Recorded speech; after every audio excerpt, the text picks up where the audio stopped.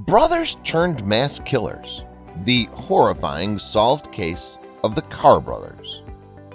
The Carr brothers, Reginald and Jonathan, were convicted of 4 capital murder charges each and given death sentences for crimes they committed in December of 2000. Later on, the brothers were sentenced to death in 2002 for a brutal home invasion that included robbery, rape, torture, and eventually the execution-style murders of 4 people. It was actually a part of a 6-day crime spree that left 1 other person dead. About 12 years later, on July 25th, their appeal was heard by the Kansas Supreme Court and overturned 3 of the 4 death penalties for each brother. The court heard evidence that the Carr brothers should have been tried separately, that the jury selection was flawed, and that the instructions by the judge were questionable. Then the cases returned to Sedgwick County. Now the Attorney General says he'll ask the court to review their decision, questioning their application of federal constitutional law. Let's start this horrible story with you. But before we start, don't forget to hit the like button and also subscribe to our channel to get some interesting stuff. On December 15, 2000, a Wichita, Kansas couple was awakened by a pounding at their door. Someone was seeking shelter from the sub-zero winter temperatures and cold wind. She was completely naked and bleeding from the head. The 25-year-old woman had staggered through the snow for almost a mile, following the distant glow of a cross lit in Christmas lights and climbing over a barbed wire fence looking for shelter. She and her 4 friends had been shot, she told the couple, who opened their door. "I need to tell you my story before I die," she sobbed, according to Killer's siblings on oxygen. Then she snatched the phone from the homeowner once they dialed 911. She needed to explain the authorities what she'd been through herself. The woman, identified by law enforcement as H.G., had narrowly survived the wrath of the murderous Carr brothers. Reginald and Jonathan, 22 and 20, had recently come to Wichita from Dodge City, and they quickly embarked on a horrifying crime spree that would shock even hardened investigators. Wichita's nightmare began a week before H.G.'s 9/11 call with a carjacking on December 8th. Wichita State University basketball player Andrew Schreiber stopped at a convenience store for some Skol, according to Killer siblings. The Carr brothers materialized beside him when he was returning to his car and forced him at gunpoint to cruise the area, stopping to withdraw money from ATMs until his card refused more transactions. But Schreiber was lucky to emerge from the encounter with just shot-out tires and a depleted bank account. Police had nothing to go on except a description of 2 black males, and all was quiet for 3 days. Then 55-year-old cellist and librarian Ann Walenta was gunned down in her own driveway while sitting in her car on December 11th, according to Killer siblings. Walenta survived long enough to describe the suspects and how they approached her to police. And it was clear that the well-liked librarian had been a victim of the same perps as Schreiber. And the authorities guessed that this would not be the end for the as-yet unidentified suspects. They knew that if they couldn't locate them, it's just going to keep going and getting worse and worse and worse. Crime scene investigator Kevin Brasser told Killer siblings. Brasser was absolutely right. 3 days later, on the night of December 14th, Reginald and Jonathan Carr attacked H.G.'s home, where she, her longtime boyfriend Jason Beffort, and 3 roommates lived. The 5 friends were young professionals, teachers, coaches, and an aspiring priest. 3 young men in their 20s shared the condo.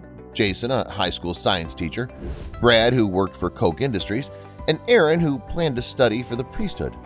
2 young women were there that night, Heather, a friend of Aaron's who was a victim at WSU, and H.G., the girlfriend of Jason.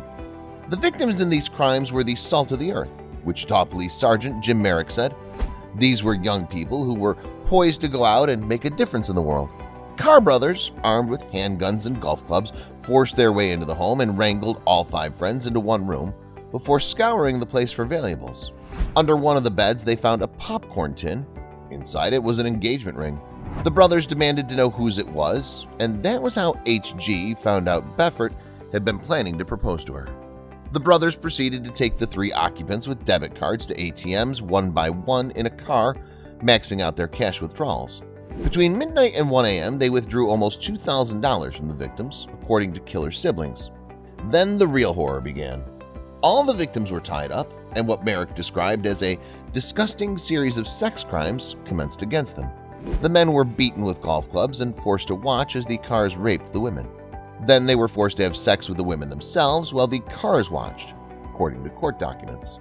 For more than an hour, the rape and abuse went on until the victims were rounded up and packed into two vehicles, one driven by Reginald, another by a victim. When they arrived at a snow-covered field, the Carrs lined 5 people up and shot them in the back of the head, execution style, according to court documents. Then they ran them over with one of the victims' truck. HG miraculously survived. Her plastic hair barrette had deflected the bullet meant for her brain, and the weight of the truck had somehow not crushed her. After trying in vain to aid her boyfriend, she began her snowy trek, bleeding, naked, and traumatized. One day later, a massive police task force brought in Reginald, then Jonathan, with both of them attempting to flee. Walenta, still hospitalized, was able to positively identify Reginald as one of her attackers. She died a few days after the brothers were caught as a result of her injuries during the robbery, Merrick told killer siblings. The Carr brothers were arrested and later linked to 2 crimes earlier in the month: the carjacking and robbery of a 23-year-old man and the shooting death of Wichita Symphony cellist Linda Ann Walenta, age 55. The Carr brothers were charged and convicted on more than 100 counts after a 3-week trial. They were sentenced to death, but their sentence has been up in the air for decades, with multiple appeals to the state and Supreme Court levels, according to the Wichita Eagle. Death penalty cases get an automatic appeal, and the cases have proven a slippery slope in Kansas. The state's highest court has overturned every death penalty case since the state reinstated a law allowing for capital punishment in 1994. No one has been executed in Kansas since 1965. The death penalty has been put on hold several times during the 8 years since a jury convicted the Carrs and condemned them to execution in November 2002. That's pushed back deadlines for filing briefs. The Carrs' appellate public defenders filed lengthy arguments. The public defenders are arguing that the brothers should have been tried separately instead of together, and that the brother who didn't do the shooting shouldn't face death. According to the testimony of the surviving woman, the shots came one after another, indicating there was one shooter. Jonathan Carr, his lawyer is arguing, watched his brother kill the 4 victims, according to the briefs. Fulson hopes this will be the first death penalty case that passes the constitutional test. No one is entitled to a perfect trial, only a fair one, Fulton said, but this came close to being a perfect trial, in terms of legal issues and being resolved and how we went about trying the case. Fulton pointed to the jury, which found Jonathan Carr not guilty of Walenta's killing. It shows the jury didn't just write it off, they carefully considered the cases separately, she said. Fulton said the care by the jury could be a key factor in upholding the convictions and sentence.